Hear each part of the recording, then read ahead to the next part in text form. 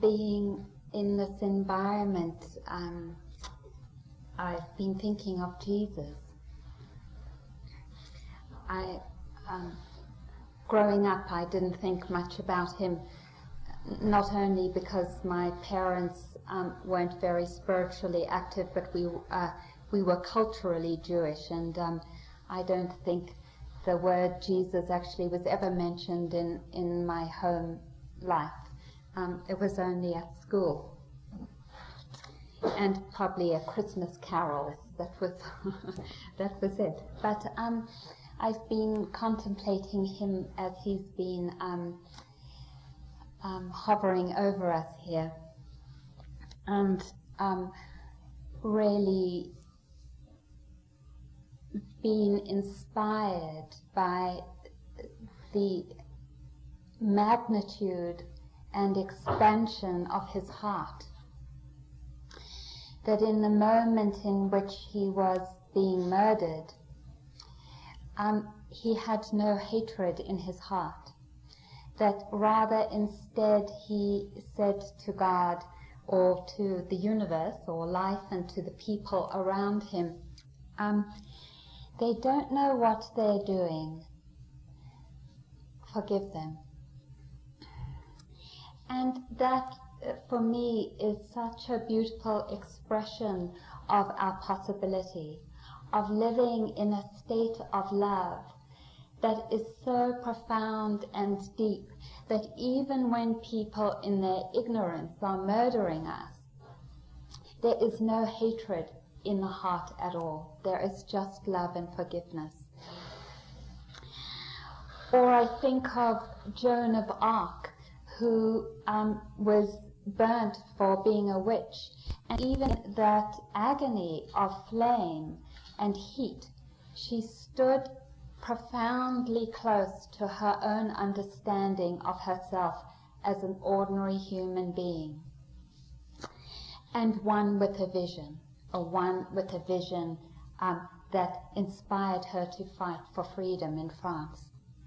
Or I think of Harriet Tubman, that in the midst of so much prejudice and racism and hatred, that nevertheless inside of her heart was a vision of freedom that was never destroyed by the conditions around her. That in the midst of tremendous difficulties, that vision of freedom stayed with her. And to me, these beings exhibit for us our possibility, because they were ordinary human beings like us, and yet in their practice, as we're practicing now, called forth these qualities and opened to the depths of their being, to the beauty of their being, in a way in which they were never then lost. They never got lost. They were there, deeply connected to the essence and the source of their life.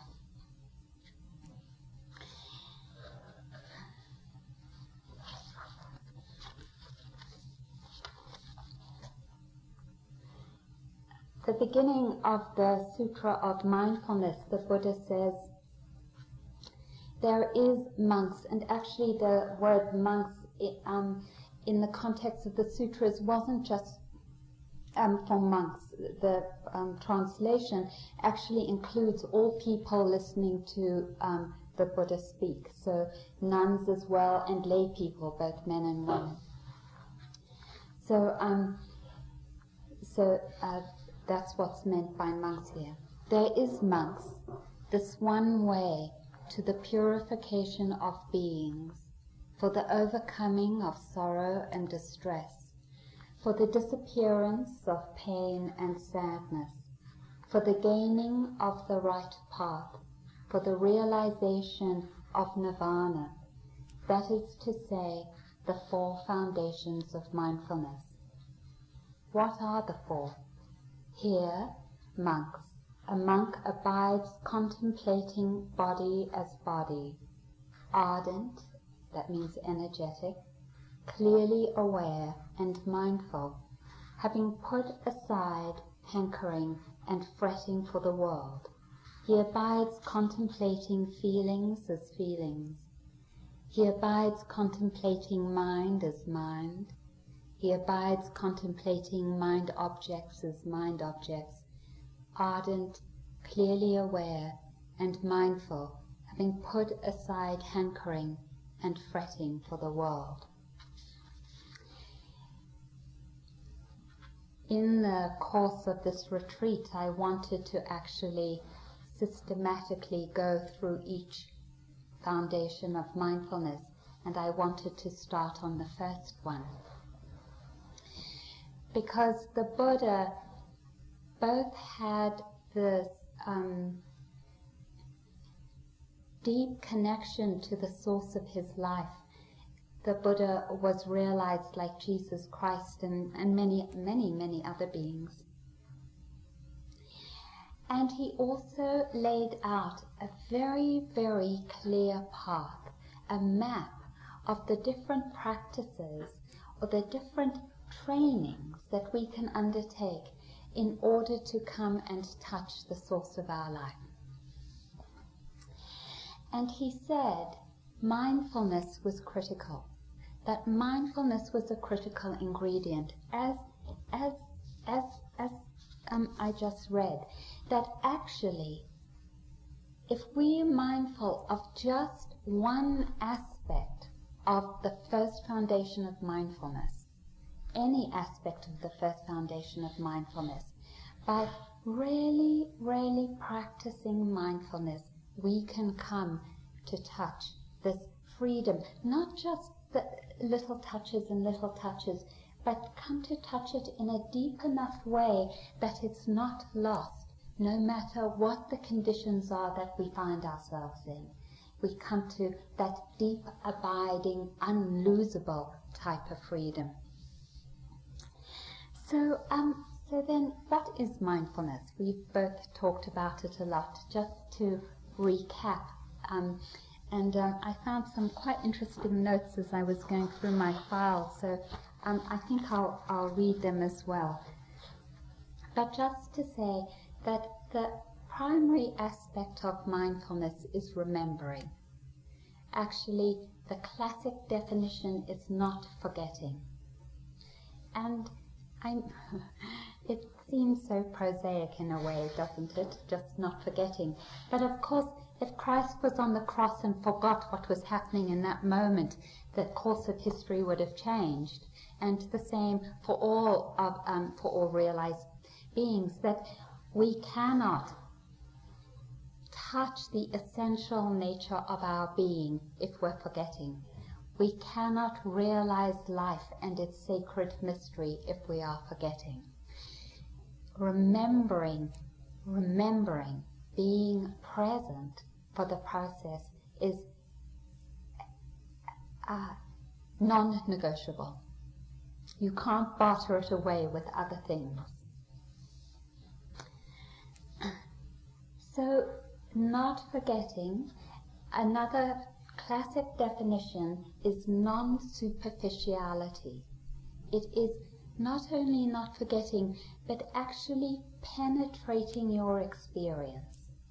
So it's not like the mind just, breath and you're away again. But it's like staying with breath and coming deeper and deeper into breath or into whatever experience that it is that you're having. Non-superficiality, the classic example given in the Sugimagga, which is the commentaries of the Buddha's text, is that mindfulness is like a pebble when you throw it in the water. It's not like a cork that bubbles on the surface. It's a pebble that goes deep to the bottom of the water. The penetrating aspect of your knowing into your experience, so that you see all the qualities of the experience. So just to do a little aside again, because we've been talking a lot about concentration and mindfulness, and so just to tag it again, concentration, the manifestation of concentration is a quality of being absorbed into the experience. In that absorption, actually, in the full jhanas of absorption, you don't know the experience. You're fully absorbed into the experience. And it's only when you come out of the jhana, as you're coming out, that you know what the experience is. So, of course, we're not going fully into the jhanas here, but the way to distinguish concentration from mindfulness is that mindfulness is the knowing of the details of the experience, and concentration is becoming more absorbed into the experience without so much knowing. So let me just read some of these qualities that probably some of you have experienced already. It was by Bhikkhu Soma, who's done a lot of writing on the Buddha's teachings. So he has a list of different aspects of mindfulness. He says, mindfulness is rational when associated with right understanding. It is discrimination, wisdom, intense knowledge, research, investigation, learning, pondering, skillfulness. It has a regulative function. In this connection, mindfulness is compared to the treasurer of a king who reminds the king of royal possessions in detail. The value of the recollection activity of mindfulness is in the awareness of the essentials of living a life of practice and the growing strength of purpose for realization. Mindfulness takes care of the mind and protects it. Mindfulness looks to the smooth working and movement of the mind and takes notice of the process, both skillful and not, that's taking place in consciousness. Mindfulness is selective and integrative, distinguishing good from bad and in cultivating the good and avoiding the bad. Like the work of a chief advisor to a king, mindfulness distinguishes the worthy from the unworthy. The integrative character of mindfulness is like the minister of projects, organizing and combining workers and executing tasks. Mindfulness organizes the activity of the mind necessary for the development of wholesome states. It combines various other qualities which compose those states and puts them to their appropriate tasks and keeps them there in proper working order. So, for example, as we're sitting, we might notice that there's not an awful lot of energy in our mind. That's mindfulness. And so mindfulness just sometimes by itself, without us having to do anything, calls up more energy into the mind. That is to say, when mindfulness gets strong in the seeing, it by itself calls these particular qualities into being. So that it's said in the 7 factors of enlightenment that actually all you need is mindfulness. That just mindfulness will call up when it sees the need for it, for investigation, for rapture, for calm, for equanimity, for concentration. What was the last one that I forgot? Joy.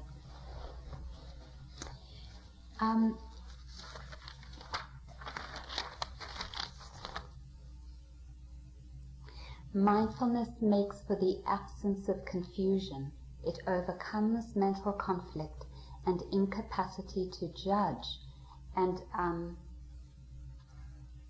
can't read my writing. Mindfulness produces lucidity of thought and sound judgment. Mindfulness, when accompanied by sustained energy, is mindfulness considered as a spiritual power and is the quality of earnestness, which destroys the wavering of negligence. Negligence is the wandering of the mind in objects of sense pleasure.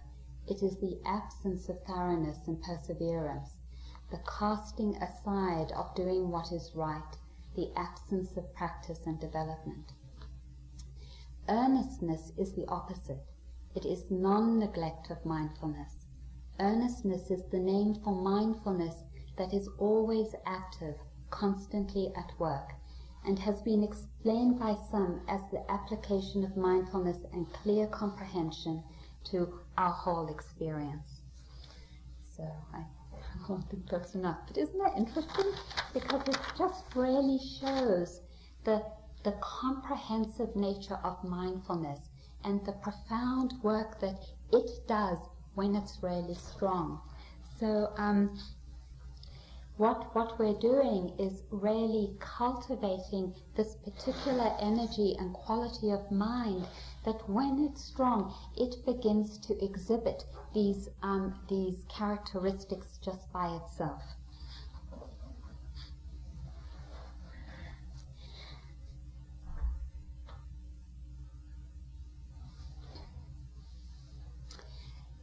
Eric yesterday talked so beautifully about concentration and about the incredible bliss and joy that concentration brings. And I wanted to talk about the incredible happiness that mindfulness and wisdom brings. I think probably all of you, in a way, have felt for moments that touch of mindfulness, when mindfulness comes into direct contact with your experience, and that sense of deep connection that happens, that sense of coming closer to the source of our life. Actually, the happiness of this connection, as it continues to grow, surpasses the happiness of concentration. It is the most profound happiness that is as deep as life itself. There is no finite place. There is no place where it's bounded. That just in one moment of mindfulness, it makes me cry, when it connects just with a sensation in our body, right now, just the mindfulness of connecting with pressure, and that pure connection can take us deeply to the source of our own life and to the source of our beauty, for want of a better word. We come to inhabit life in its fullness, and that's just in a moment of mindfulness. And those connections are never forgotten. They become the calling to keep on persevering, so that more and more we come, and the more we make this earnest effort and perseverant application of effort to our experiences, the longer those moments of contact happen, of touching that source inside of ourselves, and more we reside in what this is called. It's called emptiness. And that's the Buddha's dry language. When he talks about emptiness, he says we come to reside in emptiness. Emptiness means there's no clinging, there's no delusion, and there's no hatred. The positive side of that is that it's kind of, I was trying to describe it, thinking about it, to describe it to you, and the only image I could come up with, which is really not such a great image, but it's being like a kid in a mother's stomach, where you are getting fully nurtured. You are receiving all the nutrients that you need. And touching emptiness, and some of you I know have experienced it, it feels like you are touching the deepest source of nutrition or nutrients, but not just of food, but of all of life. It is the most terrific it is the most terrific connection. So, and what happens is that we abide in those spaces more and more as we deepen in our practice. But here's to say a very important thing, because often what happens is that we might touch a particular experience, we might have a lovely sense of breath, or a lovely meditation, or a terrific retreat, or any kind of lovely opening experience. And then we might experience profound difficulties. And sometimes it feels like all our practice is about going backwards. Or it might be that the moments that I've talked about haven't even happened in your formal practice. They've happened outside, when you've danced, or when you've been in a sunset, or when you've been in a touch with love that is goes beyond just that touch.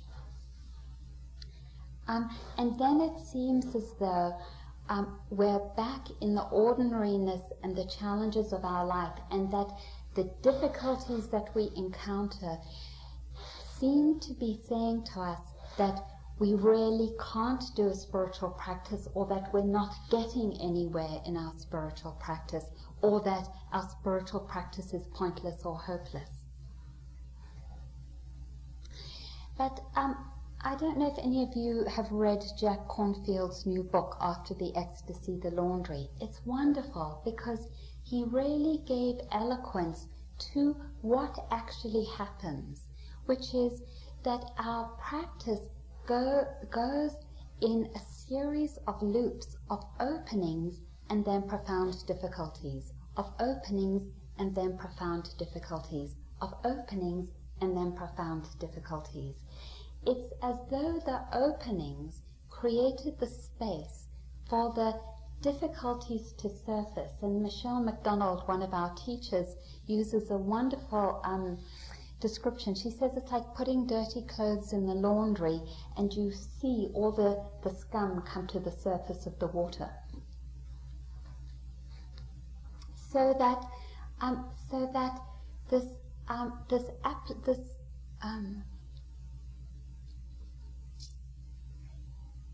practice of mindfulness actually has to be held in the context of what's going on with us. And Eric and I already have talked quite a bit about that.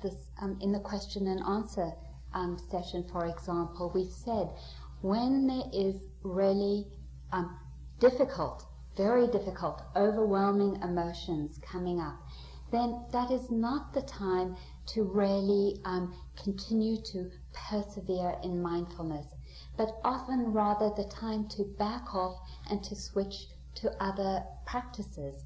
Because mindfulness is opening and deepening, it takes us to the source of things. And if we're being really challenged by difficult experiences or difficult emotions, then really we want to back off and strengthen our mind by doing other practices like concentration practice, or loving kindness practice, or just relaxing and taking a break and resting, and then coming back, so that we strengthen the mind to be able to hold those difficult experiences with mindfulness. We come in and touch it and then back off. And I don't know. I know that we've both had to back off. But my experience is actually quite similar to the experience Eric talked about in his Dharma talk when he was telling the story about Joseph Goldstein. I had a very profound opening early on in my practice, and then about 2 years after that, I had a lot of ease, and then it was like I couldn't meditate. And that happened not just for 2 years, but that happened for 6 years. For 6 years, I could hardly practice mindfulness, and it was awful. I just felt that there was something horribly wrong with me, and that I was such a failure. And I was at that time practicing with Joseph and Sharon, and and U Pandita, and they were studying with U Pandita, who's this wonderful Burmese teacher. And U Pandita's great mantra was make more effort, and I kept making more effort and kept making more effort until I was so dissociated I couldn't even think a thought. I was so bad that when I got out of that 3-month retreat, I crashed my car. And that was like this wake-up call to me, and it was like, you better back off, girl. Now, it's so wonderful that there's so many of us who've gone through all these experiences and can say, hey, listen, it's really good news to back off. That this process of mindfulness is a process that includes backing off when we feel confronted with really difficult emotions, because that is not the time to keep on going deep into our experiences. Like a battle, when you're, and this is just what comes to me, we're fighting a battle, there's two armies, and it seems like one is, really much stronger and is advancing, and you see that that you're weak, that you don't have a lot of strength. That's not the time to go into battle. It is the time to retreat. Retreating is good.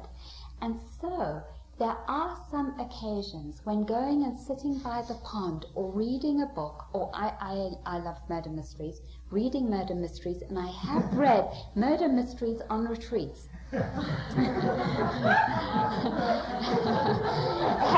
It's been a profound practice.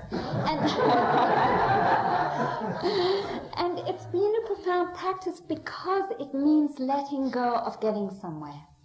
And that's the downside of talking about these blissful states, because it can awaken desire and this longing, and it can awaken an over-efforting to get to this place.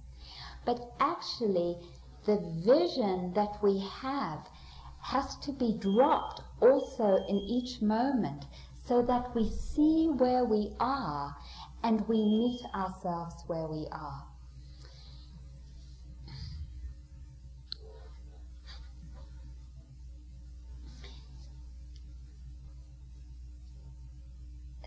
Our lives call us to be present. Our lives call us to be present. In each moment, there is nothing that is more healing than our ability to be present with our experience, whatever our experience is. To be there in the most mundane experiences, the Buddha says, in the first foundation of mindfulness. And he includes urinating, he includes washing, he includes stretching, and he includes putting on your robe, he includes bending, he includes walking, he includes every single aspect of experience that we have in our bodies. And he says every single moment of experience is just as important as every other. It isn't just that your breath is more important or that a nice breath is more important. He's saying that each moment we can bring that capacity to be present, to not forget, but to remember and to touch deeply the experience of stretching to get our t-shirt from the shelf, or to open the door, that touch of the handle and the opening of the door. Any experience is good enough to be mindful. One experience isn't better than the other. In fact, a really lovely story for this is the story of Ananda, the Buddha's great friend and butler and manager. Ananda was really the Buddha's right-hand guy. And Ananda actually had a terrific memory, because it was Ananda who actually was able to recite because he was with the Buddha all the time, he was able to recite all the Buddha's discourses. But anyway, the Buddha died, and all his disciples decided to come together so that they could share what they had learned and what they remembered of the teachings together, and so that they had unity in that before they went out to continue to share the teachings. But there was a requirement, and the requirement was they had to all be stream enterers. They had to all have the arahants. They had to be finely purified of all unwholesome qualities of mind. And Ananda wasn't an arahant. And it was like, okay, Ananda was saying to himself, I really better practice because I really want to go to that meeting. And everyone else wanted him too because he had such a great memory. And they were like, come on, Ananda, practice mindfulness hard, really practice. I had, when I first heard the story, I had, this vision of Ananda, sitting down, kind of like the Buddha saying, okay, I'm not going to get up until I've reached arahantship. But actually, it was in taking a step, I think it was taking a step from his bed, getting out of bed and taking a step, just that step, and being present in that step that he came to a full opening. Just in that step. So ordinary and yet so profound. And that's the beauty of mindfulness, is that it doesn't ask for special or magical experiences. It just says, right here with our bodies in one step, just being fully present for that step can become the conditions for our opening and can become the conditions for our deepest inspiration.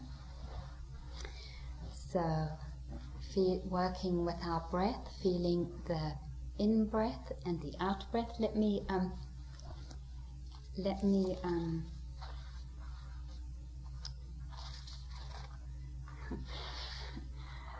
the Buddha, he's so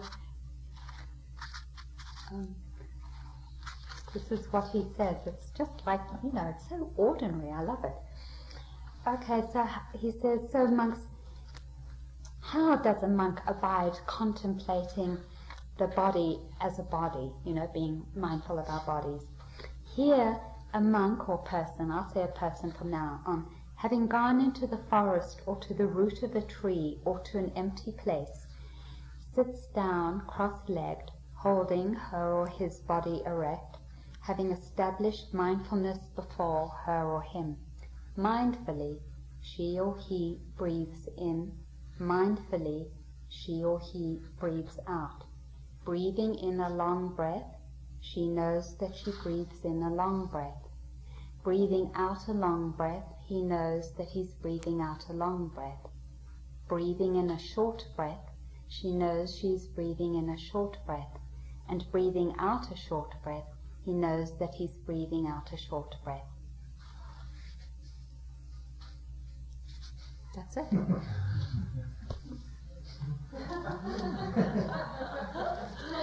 So here we are. When we breathe in, knowing if there's a short breath or a long breath, knowing if there's a tight. He doesn't say short breaths are better than long breaths. Did you notice that? Because I always think that, right? Oh, look, a long, nice, smooth breath is much better than a short, tight breath. But that isn't what he's saying. He says, if it's short and tight, know it's short and tight. If it's long, know that it's long. If it's smooth, know that it's smooth. If it's rough, know that it's rough. Finito. No judgment, no interpretation, no covering, just knowing the breath as long or short. So that's so wonderful. So contemplating that. And then he said, sometimes we get very... he didn't say this, I'm saying this. Don't want to misquote the Buddha. Sometimes we get very attached to our bodies. We get very attached to the bodies of others.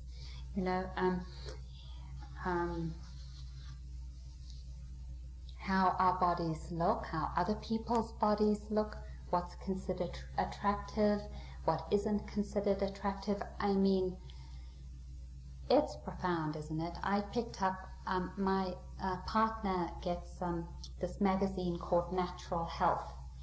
And she has a pile of them by her bed. She had about 13 of them, one a month, so we're talking about a year. On every single cover of Natural Health, there was a woman in her 20s looking gorgeous. And I'm like, what has Natural Health got to do only with a young woman looking gorgeous who actually also happened to be white? as like, what is this? You know, and this is natural health. And I was just struck again about the incredible conditioning that we all face around bodies. And here we have this wonderful contemplation that the Buddha invites us to. He says, here is a wonderful way to challenge our clinging and obsession with bodies. He says, contemplate the hair on your head and the hair on your body, your nails, your teeth, your skin, your flesh, your sinews, your bones, marrow, kidneys, heart, liver, intestines, spleen, lungs, bowel, stomach, undigested food, feces, brain, bile, phlegm, pus, blood, sweat, fat, tears, lymph, saliva, nasal mucus, oil of the joints, and urine. If you find you are obsessing about your own body or someone else's, here is a wonderful contemplation that is included in the first foundation of mindfulness, whose express purpose is to say, look, this is our obsession with our bodies is not where it's at. Let go. There is a lot of freedom in letting go. And just to do a whole nother cycle, because this contemplation not only reminds us of the reality of what's really inside of our bodies, but also gives us the kind of pathway into connect so that we feel enlivened and beautiful in our bodies. And that sense of feeling beautiful in our bodies, of feeling the sense of awe of living in a body, does not come from a picture of how our body looks. It comes from the constant contact of mindfulness to our experience in our bodies. Or any of the other foundations actually will bring it. But for me it's been really primarily with our bodies. And so when we talked about this a little bit in the movement session yesterday, just touching, stretching, pulling, vibration, tingling, or that sense of the breath, vibration, over and over again, that connection is the connection that brings us into the profound sense of honoring and loving our bodies. That's where it's at. This is also where it's at, which is acknowledging the reality of our bodies. For a little while I thought I wanted to be a doctor, and so I found myself cutting open a dead body as a part of that early training, and that was also a wonderful experience to see the reality of what our bodies actually really are about, because you just got to see all that stuff without any of our projections on top of it.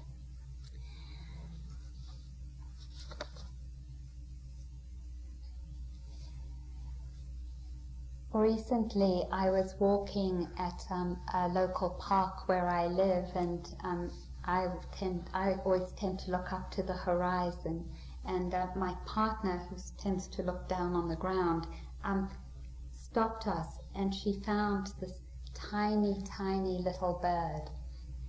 It was maybe about that big, and it didn't have any feathers on it, and it was lying there right on the pavement.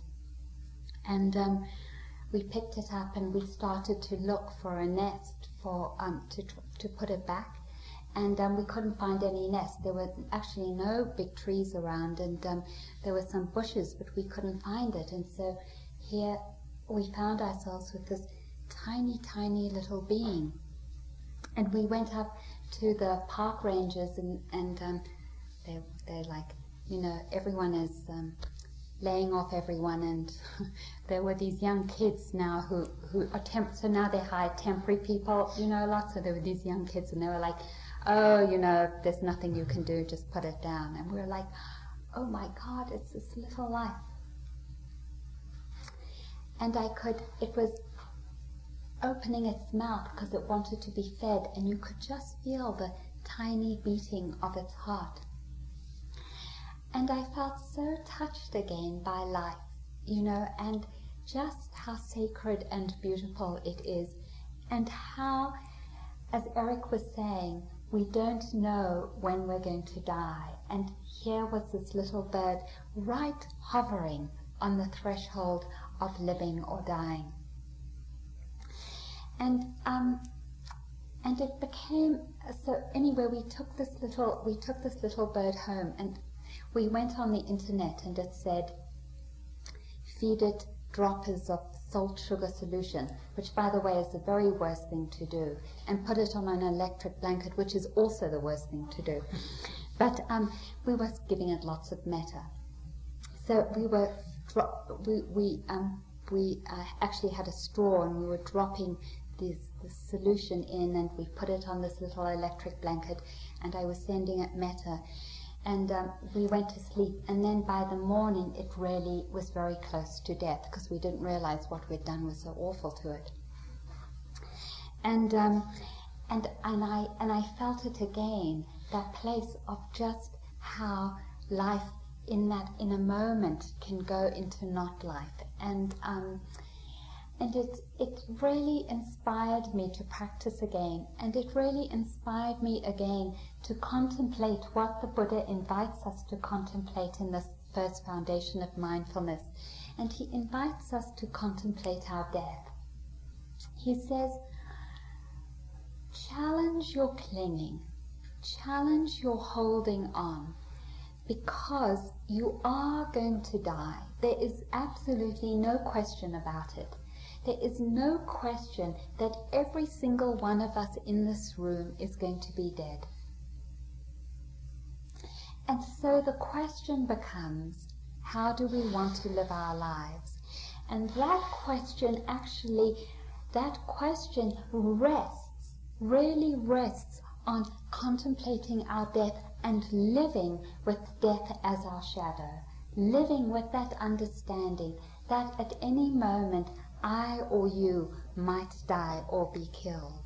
And so we are asked not just even to think about it like that, but to think about it in even more detail. And he invites us to the contemplation of what happens when we die.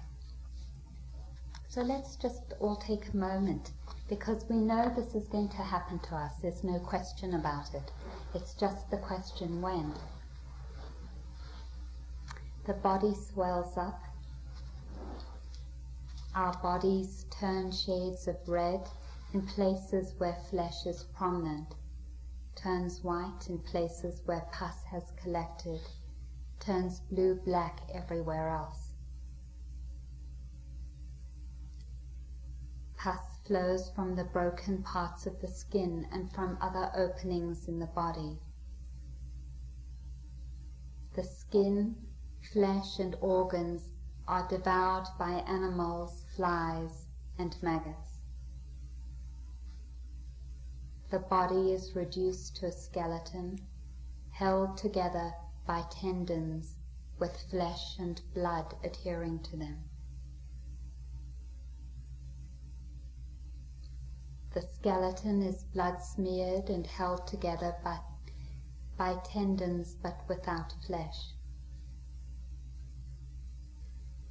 The bones are scattered in all directions after tendons wither. The bones begin to disintegrate. The bones turn to dust and blow away.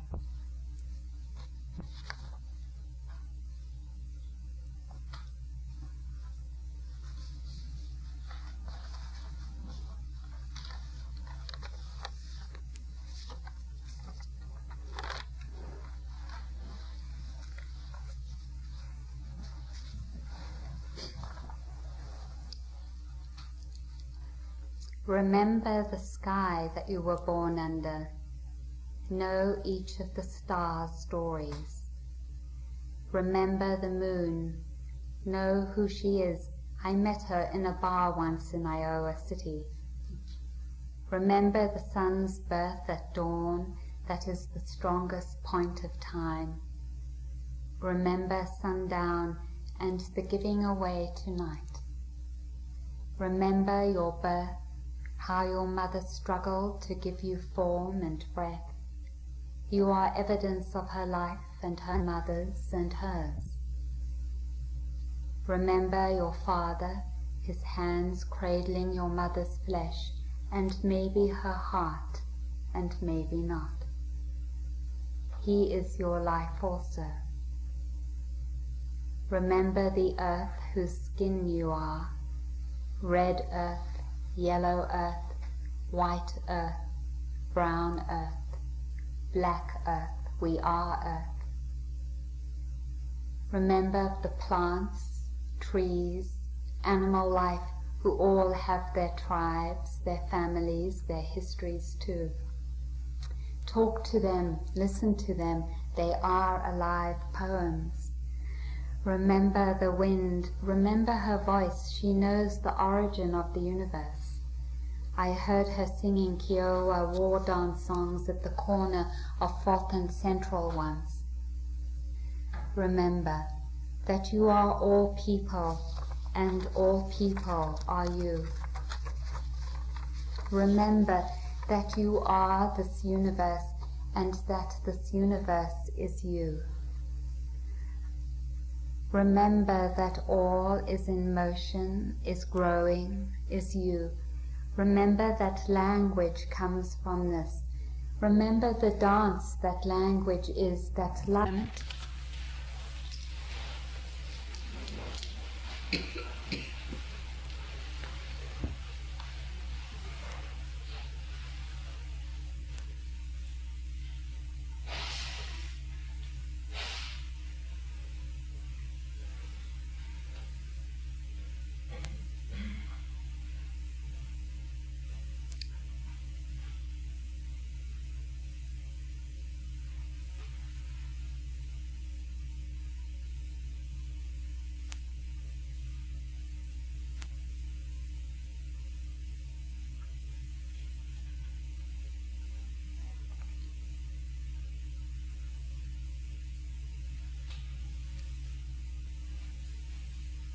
So we have this opportunity to go and listen to the wind tell us its song of the universe, and to remember to listen, and to, whether our step is long or short, hard or soft, we come back in half an hour.